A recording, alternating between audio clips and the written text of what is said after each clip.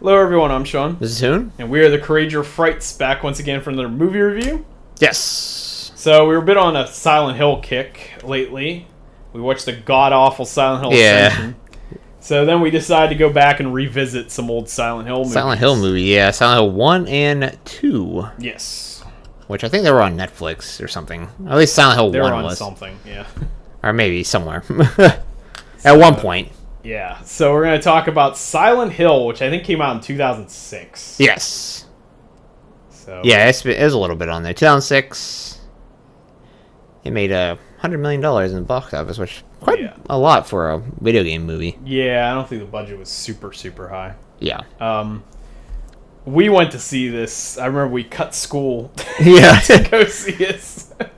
Even though they were like, what was it? Yeah, we saw this in theaters. So yeah, we saw this in theaters. It was like we were in high school. Yeah. When this came out, so that ages us, I guess. Yeah, yeah. We just decided we just walked out the door, and the vice principal was like, "Where are you guys going? We're gonna go see a movie." And he's like, "Okay, yeah, go ahead. have fun." Yeah, have fun. It's like great. That's how much they cared about our education. Yeah. So yeah, it's been a while since I think either of us watched this movie. Yes. I remember liking this movie quite a bit. Yeah. I always felt that it was one of the, at the time especially, was one of the most accurate video game movies. Yeah. And actually watching it does it seems to hold up pretty well still. Yeah. I mean, it takes liberties for sure, yeah. but it's fairly close to Silent Hill 1, the game, which is cool because they always go with like Silent Hill 2 as being like the only thing that exists, it seems. Like most people talk about Silent Hill 2. Not that many people talk about the first one in comparison. You know, Silent Hill 1 is actually a good game. Yeah, we actually played it through on stream last year or something like that. Yeah, 'cause I think that was your first time playing through it, right? Yeah. Yeah, okay. Yeah, like I never actually played through it. You had. Yeah, I actually have the game, actually, so. Yeah, I played through Silent Hill 2, but not the first one. So this is basically an adaptation. It's almost like sort of a gender-swapped adaptation, where it's more about, if you played the game, you know, the whole game focuses on the father, Harry Mason, looking for his daughter. In this case, it's the mother looking for the daughter in Silent Hill. And they changed the character names and all that kind of stuff. Which I think Christoph Gans even said that... Christoph Gans is the director of the movie. I think he said he thought that Harry Mason was more like a motherly figure anyways, which I guess you could see that. Yeah. So more than a fatherly Rose figure. or whatever her name is. Yeah, Rose De Silva. Yeah. So that's the basic premise. Of course, the Silent Hill, depending on who you talk to, has a lot of different interpretations as to what it is. Here, it's sort of like a parallel world, almost like purgatory type state.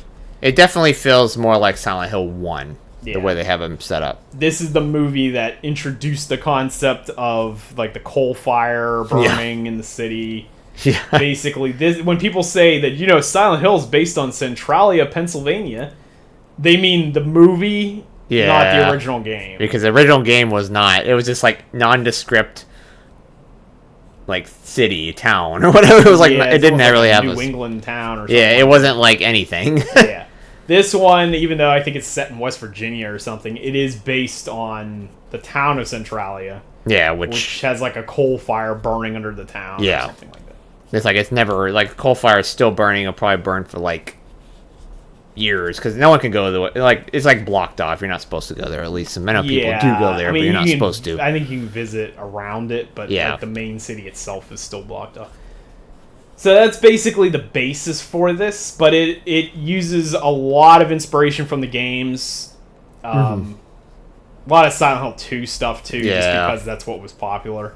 So, and also they have some scenes directly from the first game. Yes. In the movie. Even down to camera angles and stuff. That opening scene where she's like running through that alleyway. Yeah. That's like taken from the game. That's the very first thing you see in the game, actually, because it goes like, it's almost like a descent into Silent Hill. It starts like normal, and then the more you go into like that like area, it turns into more like the Silent Hill thing. Yeah.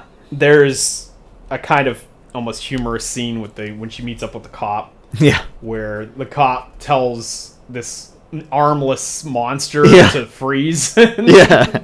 Which is a monster from Silent Hill 2. It's like Yeah. the spitter or whatever that thing is Yeah, called. the first thing you encounter in Silent Hill 2. He's like freeze. It's like this Stop! monster. It has no face, no arms. Yeah, they have Pyramid Head in this. Yeah, which- or Red Pyramid thing, or whatever the hell he's called now. Disagree with them using your Pyramid Head for everything, because Right. specifically for one character, not for everyone. Yeah, but it was just a popular character. Yeah. And then they have the nurses. The nurses, which are the Silent Hill 2 nurses in here. Yeah, so it has a lot of creature design from Silent Hill 2. Which that was a creepy scene in this movie, because the nurses are like attracted to light, but the one thing that Christoph Gans did was specifically with this movie was he wanted to make everything practical.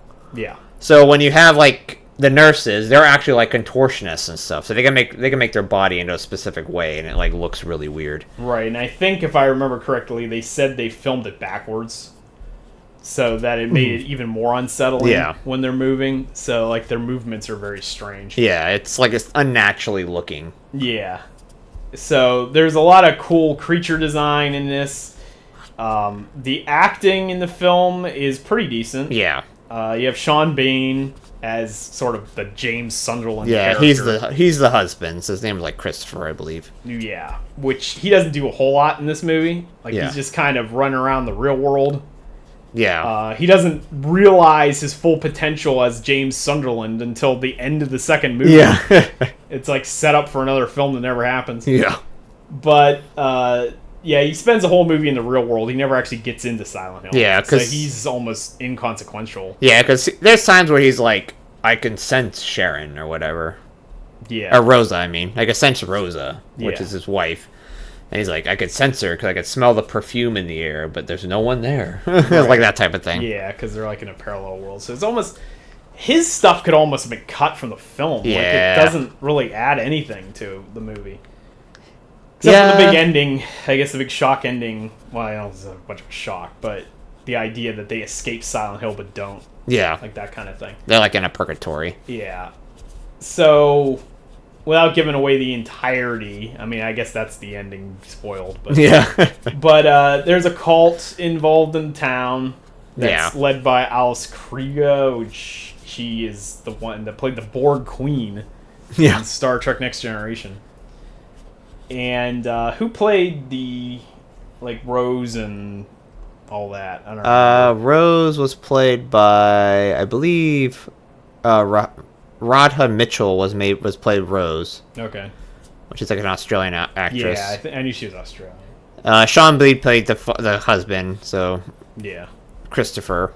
So the daughter is played by, I guess, Jadelle Ferdlin or something. She's pretty decent. There's one part that's like hilariously comical where she's like, "Look at me, I'm burning." Yeah, and it's like on fire. And it's like I don't know if it's like CGI or something, Yeah, but it does it's look a really. CG It flame. looks really weird. bad. So there are some weird parts in here. There's like this guy that's this weird janitor or something. Yeah, Who's it's like the puzzles part of the scene in there because he has like a key in his mouth or whatever, and in the bathroom. Yeah, he's like he's tied up in like barbed wire or something. Mm. Like you learn the reason why he's there. He's like doing that. Yeah. In the movie.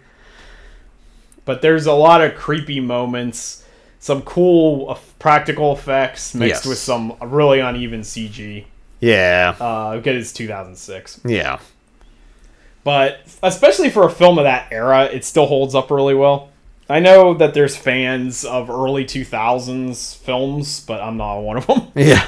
I personally think that era of film is like one of the worst. Yeah. Early 2000 films definitely try to do a lot of like CG effects, but they weren't very That good. doesn't hold up. No, they kind of wanted to get away from like practical effects as much as possible since the 80s, coming out of like the 90s. Yeah. And the 80s. I guess the late 90s probably started with a lot of CG stuff. Yeah, they started all the CG and they started doing a lot of quick cuts and jump edit things and like all that kind of crap that I hate. Yeah. So, like, this film doesn't do that much of it. Yeah. You get a little bit of it here and there, but it's not as much. And you can tell Christoph Gans really enjoyed the games. Yeah. One of the huge influences that carries over into this is the soundtrack. Yeah. So it uses a lot of the actual music from was that Akira Yamaoka? Yeah, Akira Yamaoka. I think he actually did some of the sound design for this movie. Actually. Yeah, because he does the sound effects as well Yeah. in the games. So I think that's just carried over into this. Yeah. Because they said Christoph Gans said that he knew how much the music had to do with the games.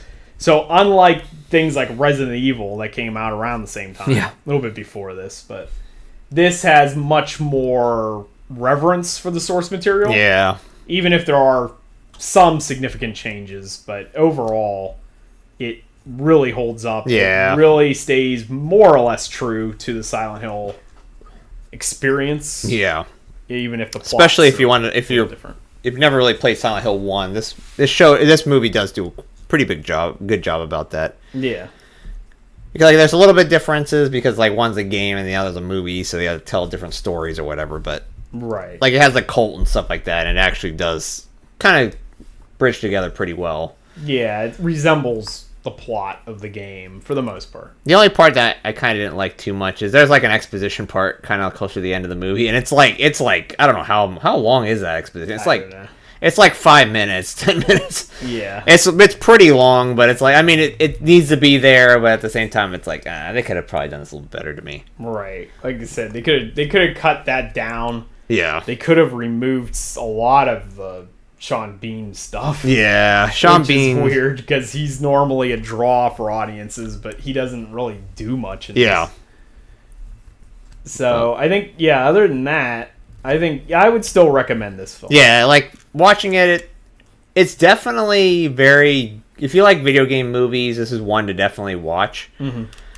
Because there are a lot of bad ones, and this one actually is a good one. This actually... I would say this is probably one of the first ones that pretty kind of kicked off the video game that was, like, successful. Right. Because there was a lot of movies during that time, too, that was made... A lot of them made by, like, Uwe Boll and stuff. that weren't good. And they were obviously cash grabs. This was actually made by someone that liked the source material.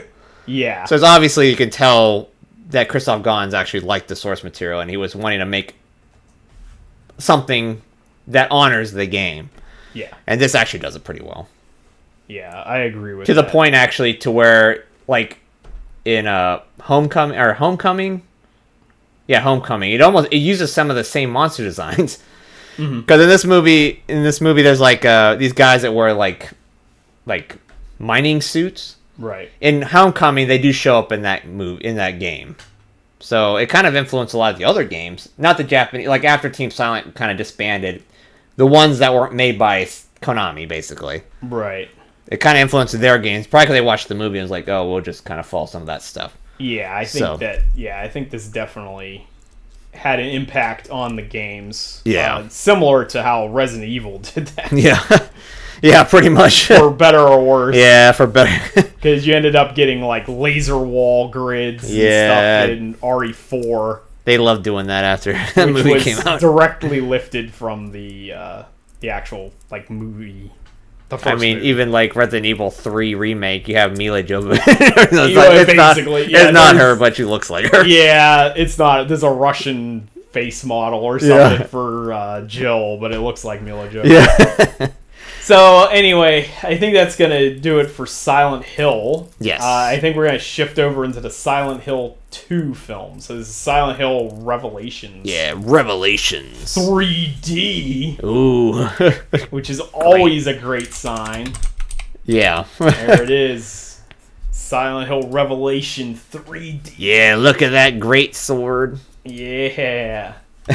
So I remember this movie being fucking awful. Yeah. When I saw it originally in theaters, I did not care for this film at all. Yeah. But on rewatch, it wasn't as bad as I remembered it being. Yeah. I was surprised, actually. So this continues the story from the first film. While the first film is a fairly straightforward telling of Silent Hill 1, this film is much more Silent Hill 3. Yeah. So the main character is the daughter from the first film. Yeah, I think it's Heather. Yeah. Which I don't think I call her Heather. Like, I call her Heather De Silva, which in the games it's Heather Mason. So yeah, they just changed the last name. Yeah. They changed the name of the character. Or maybe they don't give her a last name. I'm not sure if they did or not. I can't remember. Well, it probably would be De Silva because you're Christopher De Silva and whatever. But Heather has... Well, they even changed the name of the character to match the character in the game. Yeah, because I just read this. Heather Mason and Harry. I was thinking about because I know they changed their last name. Mm-hmm. They're trying to hide their identity because I guess so they probably changed it to the characters' names in the game. Yeah, because I can't remember why. I think they did it because someone was trying to follow them around or something like that, or the cultist or something was trying to get to them or something like that. And there was a reason why they did it. Yeah. So yeah, this one, like I said, as much as I hated it in the past, on rewatch, it holds up a little bit better. Yeah. It's still not great. No. It has some major flaws. The biggest flaw being that Christoph Gans is no longer the director. No. And instead of doing fully practical on everything, this goes heavy into CG. And the reason why, one other reason why, this is during the time frame in the movie industry when they want to do 3D for everything. Yeah. This is one of the products of that. So there's a lot of scenes where you have the great knife come through the wall, but it's obviously put into where it's supposed to come to your face. Yeah. Because you're supposed to be wearing the 3D glasses and stuff. Right. Everything in this era. Well, anything that says 3D in general, you're going to get a lot of this type of stuff. Or throwing a ball in your face or things whatever. Things go right into your face. And this is no shortage of that. We got great knives in our face. We got all kinds of stupid crap going on. So, and Pyramid Head becomes a action hero. Yeah, I know. At the end. He fights Trinity, I think, from the Matrix films. Yeah, actually, I didn't realize Kit Harington was in this movie. Oh yeah, apparently he is. Yeah, he's the one kid. He's the kid that was from Silent Hill or whatever. Yeah, he's kind of almost a love interest for Heather. Or something. It follows the cult again because I think Trinity is the sister of the cult leader from the first movie. Yeah, if I remember correctly. There's a bunch of weird creatures in this, but like I said, it's all CGI this time. Yeah, for this one, they took some stuff from the other games, not really from the third game. So some creature has buzzsaws in their head. Yeah, they look like something. They look like a Cenobite from Hellraiser. Yeah, they do. That's not one of the finer fights or whatever. Yeah, and that was a bad practical effect. That was weird. There's the worst part that I remember was that terrible mannequin. Yeah, the mannequin. Spider monster. Because it's a weird thing where I guess there's parts where the Silent Hill's been poaching people off the side of the road and they've been turning them to mannequins or whatever, and this one monster is taking the body parts from the mannequins and basically building itself. And it's a horrifying concept. Yeah. But in execution, it's terrible because it's that early, mid 2000s CG. Everything's all shiny. Yeah, it just doesn't. If they would have done maybe practical on that, or maybe used some, it would have probably looked pretty gruesome. If they did a animatronic, it probably would have worked. It's not so much that it's shiny because plastic would be shiny. It's the motion is too smooth. Yeah, it looks like video game shiny. You almost would have been better off doing stop motion or a marionette puppet or something. That would have been interesting to see it in a stop motion monster. Yeah, like that. Yeah, it kind of would make sense being a mannequin. Right, they should have done a marionette thing or something with that, but build a giant animatronic thing using wires or whatever. That would have made way more sense. But instead we just get a CGI fest. Yeah. The characters aren't quite as compelling as the first movie. The acting is a little bit more uneven. Yeah. But it's still not the worst thing I've seen. As far as video game movies go, it's still fairly decent. It's just nowhere near as good as the first one. It's like I say, that I have the same opinion. When I first watched this movie, I was I hated it. But after watching it again, it's it's not as bad as I thought it was. Maybe we've seen a lot of shit. Yeah. We saw Skinamarink. There's that. So if you're guys, sorry if anybody's a fan of Skinamarink. Yeah, we always make fun of it, but we are not fans of Skinamarink. No. But it's definitely on the other end of the spectrum of Skinamarink. Yeah. This is not slow burn at all. This is just crazy nonsense. Yeah, in your face. this is like, when did this movie come out again? Probably mid 2000s. Like 2010 or something. Yeah, 2012. Yeah, you're starting to get that where it's like it's just action all the time. Yeah, it's the Blumhouse silent film. Yeah, it's kind of action all the time. Everything's in your face type of thing. There's even like more so that it's 3D. We have the last fight. You have Down with the Sickness playing. Or something like it. I can't remember the actual, it's like it's really like it's not that, but it's like right. It's like a rock music at the end.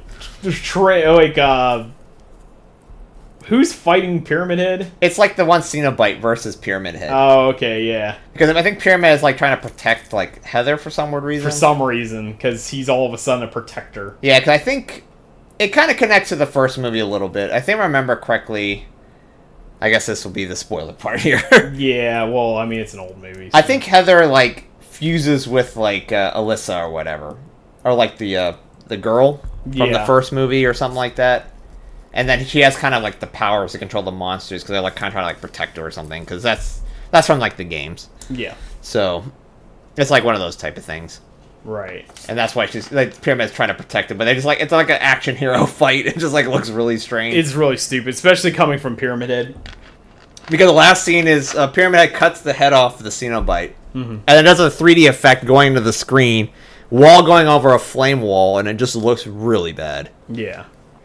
Like it's there were choices made for sure. Yeah. And this was coming towards the end of Silent Hill overall. Yeah, because I think Silent Hill. When did Downpour come out? Let me see here. I think Downpour came out. Is that like right after this?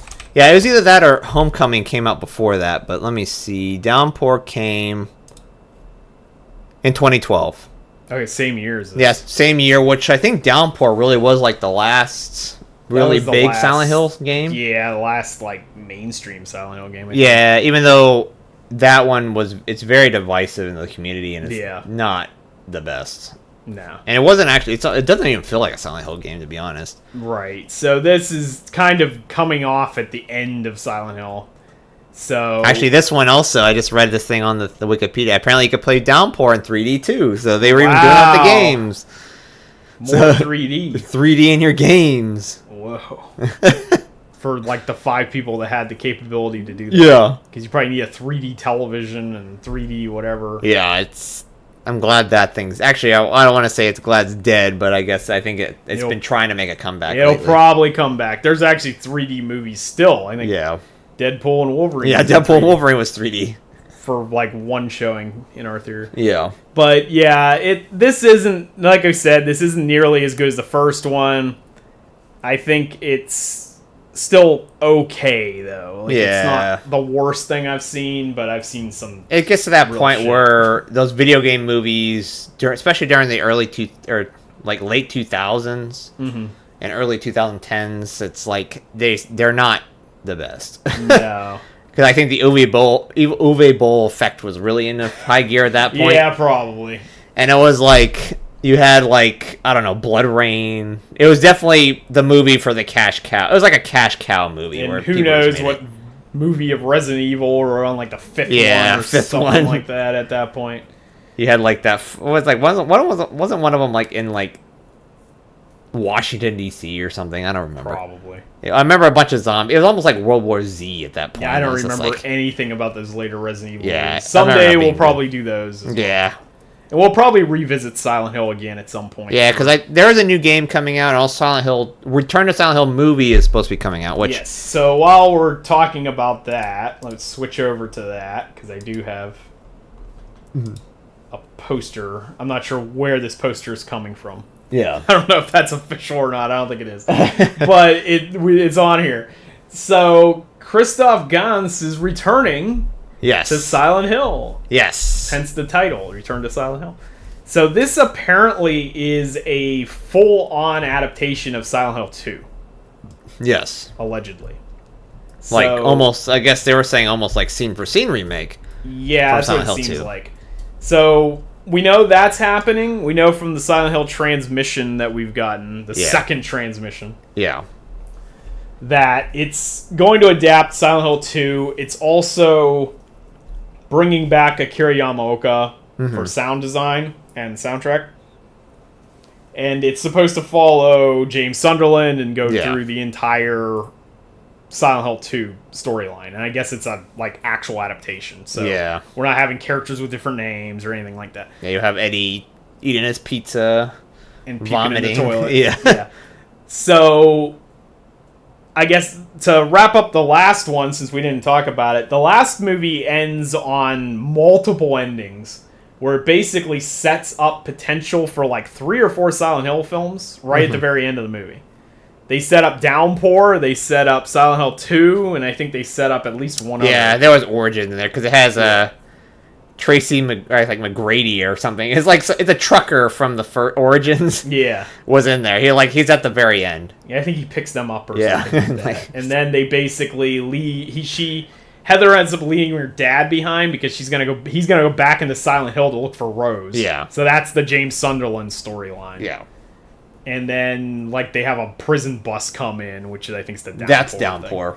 Yeah. So that movie ends on 3 possible sequels, and we got none of them. Yeah. So now fast forward to 2024, and they're rebooting the entire franchise, but with the director from the first movie. Yeah. This looks to be much more practical. Yeah. It looks to be a true, more faithful adaptation of the video game. And it looks to have no budget at all. So yeah, kind of curious how the budget is. I am a little worried about this film. It gives me Welcome to Raccoon City vibes. Yeah.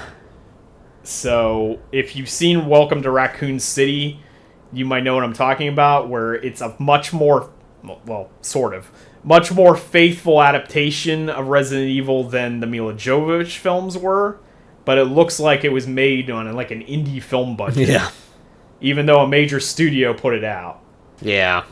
That's the vibes I'm getting from what we're seeing from Return to Silent Hill. I hope I'm wrong. Yeah.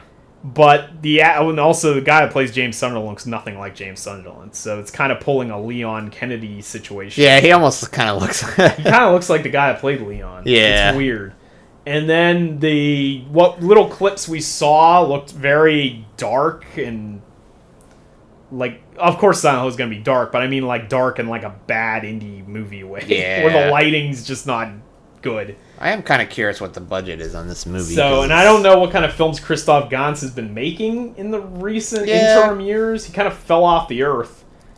He was supposed to make an Onimusha film. Yeah, because he was supposed to make a bunch of other video game adaptations or anything like that, but he just never did. I don't know if I don't know what movies he's actually been making. Yeah, so I don't know if he's kind of fallen out with Hollywood and the filmmaking situation altogether.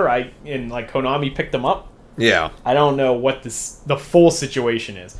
I'm cautiously optimistic about it. Yeah. Because with a movie with Silent Hill 2, I could see it working because you have 2 characters for a lot of the game. Right. And then you have, something to work off of, I guess. There's only, 3 or 4 settings. Yeah, it's not very big. It's a pretty short game. Yeah. So it's very focused. Unless they go Team Blooper with it and just give a full open world. Yeah, open world. Which apparently they're doing.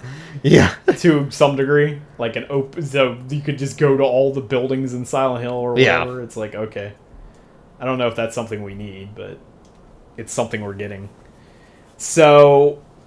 that's where we're going to end it, I guess, because that's the future of Silent Hill films. Yes, Silent Hill films, we have that. The future is all nothing but Silent Hill 2. Yeah, Silent Hill 2. Everyone just forgot about all the other ones. Are making original stories. Yes. Well, I guess they are making original stories. You have Silent Hill Ascension.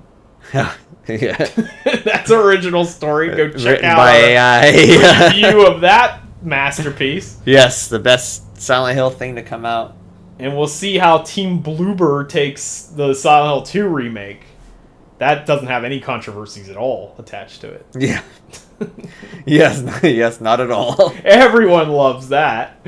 So we'll see how that goes. I personally don't think it's going to be that bad, but we'll see. Yeah, because they have a source material on it. They're being worked on by Konami, because I can't imagine I feel that could be the problem, though. I feel like they're most of the problems they have come from Konami. Probably that is probably true. I Actually, think they released that combat trailer or whatever. Yeah, that was Konami. Don't look it up. Yeah, Blue was like, why are you releasing a combat trailer first for a game that doesn't have combat in it? Yeah, or very little. Yeah, limited combat. So hopefully that works out.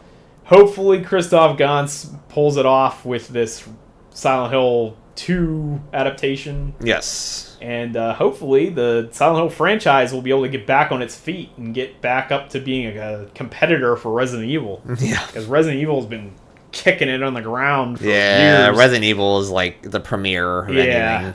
Even though Silent Hill used to be a premiere with Resident Evil. Even though Resident Evil can't get a film adaptation off the ground either. It actually works. Yeah. Welcome to Raccoon City, I guess, is getting a sequel or a prequel or some crap like that, but why? Yeah, that one was... And then the Resident Evil Netflix show is something else. Yeah. They're trying new things, I guess. Yeah. So, like I said, hopefully all that stuff works out. If you watch the Silent Hill movies, let us know what you thought about them in the comments down below. Like the video if you like this, and consider subscribing for more like this in the future, and you too can feel the strength welling within. See ya. See ya.